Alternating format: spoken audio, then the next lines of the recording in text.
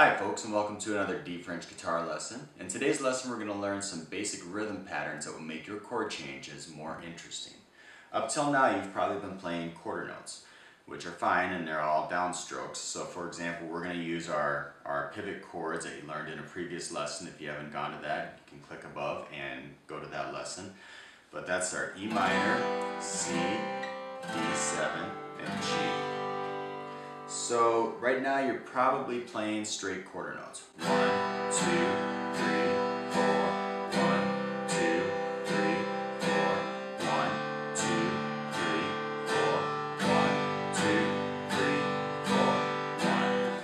And that's fine. There are a lot of songs where that comes in handy, and that's a very useful strumming pattern.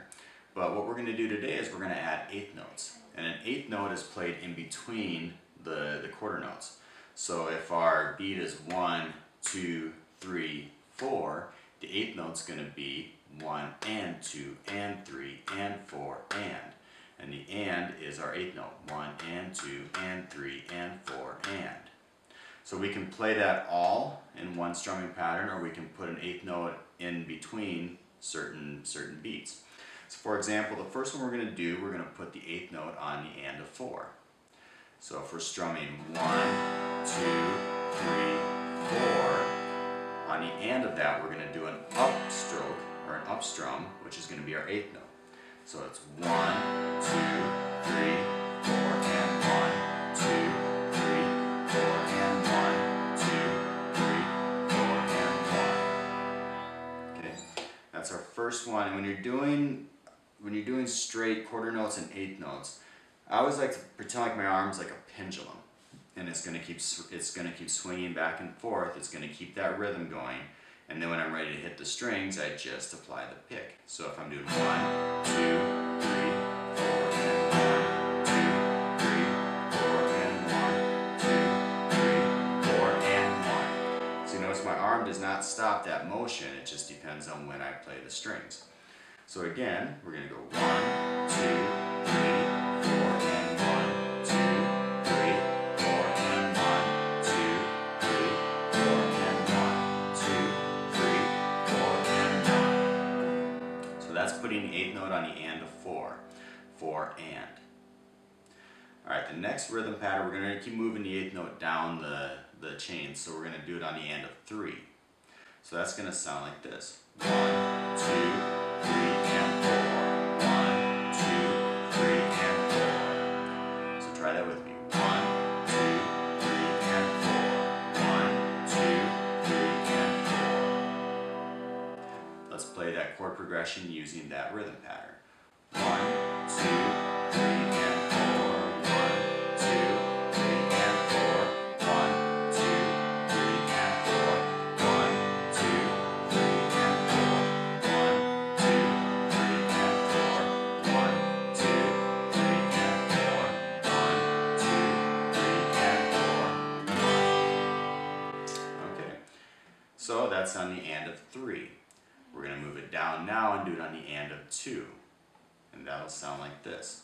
1, 2, and 3, 4. 1, 2, and 3, 4. 1, 2, and 3, 4. Let's play the chord progression. 1, 2, and 3, 4. 1, 2, and 3, 4. 1, 2, and 3, 4. 1, 2, and 3. Keep your pick kind of at a 90-degree angle. Don't grip it too hard, make sure it flexes. Right now I'm using a thin pick, which helps a little bit, especially with beginners, because it'll flex with the strings. When you're playing chords, that's important so they don't sound too clumsy or too blunt. They sound nice and open. Okay. The last one, or the next one we're going to do is going to be on the and of 1.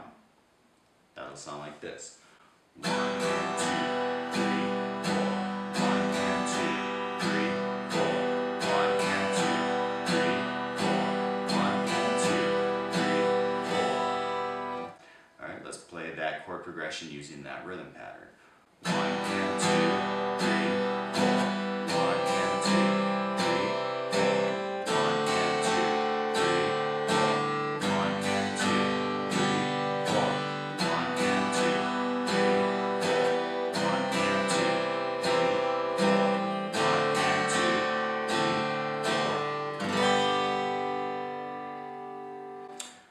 that's using an eighth note once in the rhythm pattern. Now what we're going to do is we're going to use it on the and of 2 and the and of 4. So that's going to sound like this. 1, 2, and 3, 4, and 1, 2, and 3, 4, and 1, 2, and 3, 4, and 1. Let's play the chord change with that rhythm pattern. 1, 2, and 3, 4, and 1, 2, and 3, 4, and 1, 2, and 3, 4, and 1, 2, and 3, 4, and 1, 2, and 3, 4, and 1, 2, and 3, 4, and 1, 2, and 3, 4, and 1. Okay, so that's putting the eighth note on the and of 2 and the and of 4. 1, 2, and 3, 4, and 1. And the last rhythm pattern we're going to do is we're going to put the eighth note on the and of 1 and the and of 3. So that's going to sound like this. 1 and 2, 3 and 4. 1 and 2, 3 and 4. 1 and 2, 3 and 4. Let's play the chord change with that rhythm pattern. 1 and 2, 3 and 4. 1 and 2, 3 and 4. 1 and 2, 3 and 4. 1 and 2, 3 and 4. 1 and 2, 3 and 4. 1 and 2, 3 and 4. 1 and 2, 3 and 4.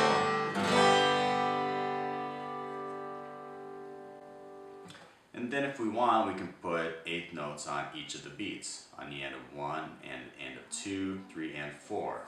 And if you want to do that, that's a very consistent strumming pattern that sounds like this. 1 and 2 and 3 and 4 and 1 and 2 and 3 and 4 and 1 and 2 and 3 and 4 and 1. So if we want to do that one, we can do the chord progression that sounds like this. 1 and 2 and 3 and 4.